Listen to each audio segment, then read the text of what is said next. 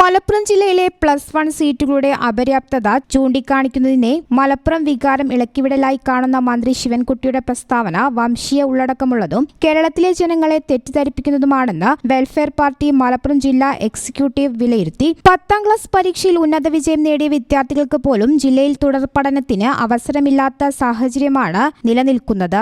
ജില്ലയിലെ വ്യത്യസ്ത രാഷ്ട്രീയ പാർട്ടികളും മതസംഘടനകളുമടക്കം ഈ വിഷയം ഉന്നയിക്കുമ്പോൾ അതിനെ കേവലം മലപ്പുറം വികാരമായി ചുരുക്കിക്കെട്ടുന്ന ശിവൻകുട്ടി യാഥാർത്ഥ്യത്തിൽ സംഘപരിവാർ വികാരത്തെയാണ് പ്രതിഫലിപ്പിക്കുന്നത്.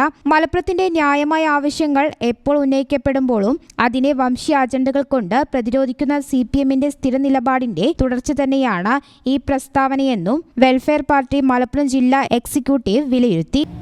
മലപ്പുറത്തിന്റെ ന്യായമായ അവകാശങ്ങൾ ഉന്നയിക്കുമ്പോൾ, ന്യായമായ ആവശ്യങ്ങൾ ഉന്നയിക്കുമ്പോൾ ആ ആവശ്യത്തെ അടക്കം വളരെ മോശമായി ചിത്രീകരിക്കുകയും കേരള ജനതയ്ക്ക് മുന്നിൽ മലപ്പുറത്തെ തെറ്റിദ്ധരിപ്പിക്കുവാനുമാണ് മന്ത്രി ശിവൻകുട്ടി ശ്രമിക്കുന്നത് എന്ന് നിർഭാഗ്യകരമാണ് എന്ന് പറയാൻ ഈ അവസരം ഞാൻ ഉപയോഗപ്പെടുത്തുകയാണ്.